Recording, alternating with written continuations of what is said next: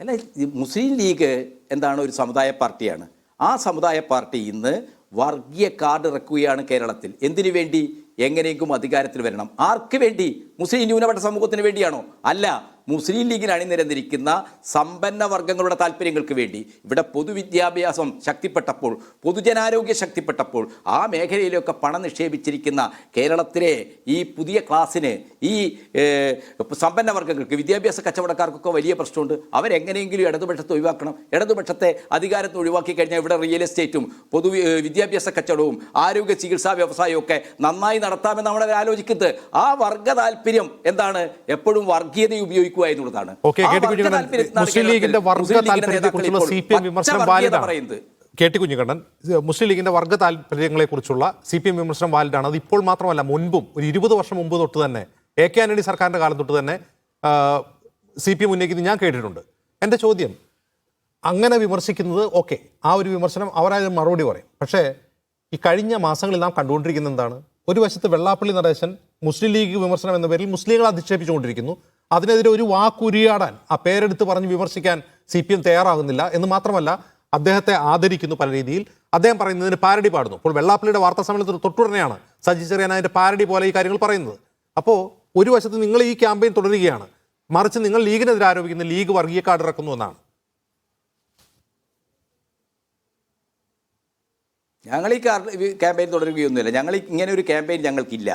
അനാവശ്യമായ ഒരു നറേഷൻ ഉണ്ടാക്കാനുള്ള ഒരു ചർച്ചയ്ക്ക് എൻ്റെ ഒരു വാക്കുകൾ ഉപയോഗിക്കാൻ പറ്റില്ല. നിങ്ങൾ മനസ്സിലാക്കേണ്ടത്, CPM ചരിത്രപരമായി തന്നെ മതനിരപേക്ഷമായ ഒരു രാഷ്ട്രീയത്തെ കേരള സമൂഹത്തിൽ പ്രതിഷ്ഠിക്കുന്നതിൽ പ്രധാനപ്പെട്ട പങ്ക് വഹിച്ച പാർട്ടിയാണ്. 1977 നമുക്ക് എല്ലാവർക്കും അറിയാലോ, ഇവിടുത്തെ പാവപ്പെട്ട മുസ്ലിങ്ങൾക്കും പാവപ്പെട്ട ക്രിസ്ത്യാനികൾക്കും പാവപ്പെട്ട ഹിന്ദു സമുദായത്തിലെ പിന്നോക്ക ദളിത് സമൂഹങ്ങൾക്കൊക്കെ ഭൂമി കിട്ടാൻ വേണ്ടി 1969 അധികാരം നഷ്ടപ്പെട്ടു പോയ അന്നത്തെ സപ്തകക്ഷി ഗവൺമെൻറ് സമഗ്രമായ ഭൂപരിഷ്കരണം കൊണ്ടുവന്നു. ആ സമഗ്രമായ ഭൂപരിഷ്കരണം നടപ്പാക്കുന്നതിനെ എങ്ങനെയെങ്കിലും തടയുക എന്ന ലക്ഷ്യത്തോടു കൂടിയാണ് ഇവിടുത്തെ തീവ്ര വലതുപക്ഷ ശക്തികൾ വളരെ ആസൂത്രിതമായി സഖാവ് EMSന്റെ ഗവൺമെൻറ്റിനെ താഴെ ഇറക്കിയതിന് ശേഷം രൂപം കൊണ്ട മുന്നണിയുടെ പേരാണ് UDF എന്ന് പറയുന്നത്. ആ UDF മുന്നണി ഈ ഭൂപരിഷ്കരണ നിയമം പൂഴ്ത്തിക്കളിയും അത് നടപ്പാക്കില്ലെന്ന് വന്നപ്പോഴാണ് കേരള ചരിത്രത്തിലെ ഏറ്റവും വലിയ ബഹുജന സമരം, ഭൂമിക്ക് വേണ്ടിയുള്ള കുടിയൊഴിപ്പിക്കലിനെതിരായിട്ടുള്ള വളച്ചുകെട്ട് സമരം ഉൾപ്പെടെയുള്ള സമരങ്ങൾ നടന്നത്. ആ സമരം നിസ്സാരമായൊരു സമരമായിരുന്നു. സ്വാതന്ത്ര്യാനന്തര കേരളത്തിൽ ഏറ്റവും കൂടുതൽ ആളുകൾ ജയിലുകളിലേക്ക് പോയ സമരമാണ്. 18 രക്തസാക്ഷികളുണ്ടായ സമരമാണ്.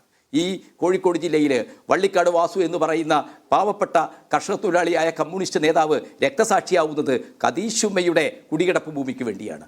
മൂസ ഹാജി എന്ന് പറയുന്ന ലീഗ് നേതാവായ ജന്മിവിയാണ്, ഭൂപ്രമാണിയാണ്, അദ്ദേഹത്തിൻ്റെ കുണ്ടാ സംഘമാണ് വള്ളിക്കാട് വാസുവിനെ കൊല ചെയ്തത്.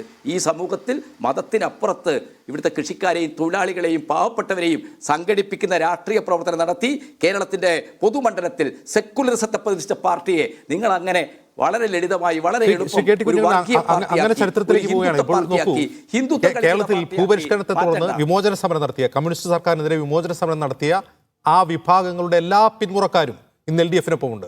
ജോസ് കെ മാണിയുണ്ട്. NSS പരസ്യമായി സർക്കാരിനെ പിന്തുണച്ചുകൊണ്ട് രംഗത്ത് വരുന്നു. ഇനി ആരാണ് ഇല്ലാത്തത്?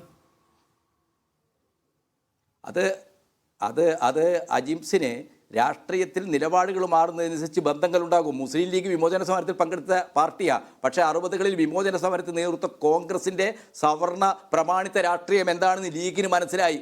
അങ്ങനെയാണ് മുസ്ലിം ലീഗ് സപ്തകക്ഷി മുന്നണിയിലേക്ക് വരുന്നത്. മുസ്ലിം ലീഗ് വിമോചന സമരത്തിന് നേതൃത്വം കൊടുത്ത പാർട്ടിയാണ്, അതിൽ പങ്കെടുത്ത പാർട്ടിയാണ്. നിലപാടുകളും കഴിഞ്ഞകാല തെറ്റുകളും തിരുത്തുമ്പോൾ പുതിയ മുന്നണികൾ ഉണ്ടാകും, പുതിയ ബന്ധങ്ങളിലേക്ക് വരുന്നു. രാഷ്ട്രീയത്തിൽ അത്തരം ബന്ധങ്ങൾ വരുന്നതിനെ നമ്മളെന്താണ്, അത് പണ്ട് അങ്ങനെയായിരുന്നില്ല ഇങ്ങനെയായിരുന്നു ചോദിക്കേണ്ട. ഇവിടെ വളരെ കൃത്യമായിട്ട് മതനിരപേക്ഷ ജനാധിപത്യ രാഷ്ട്രീയം എന്ന് പറയുന്നത് എല്ലാ സമൂഹങ്ങളിലെയും പാവപ്പെട്ടവരുടെ ഭൗതിക ജീവിതത്തെ മെച്ചപ്പെടുത്തുന്ന ഒറ്റ കാര്യം കൂടി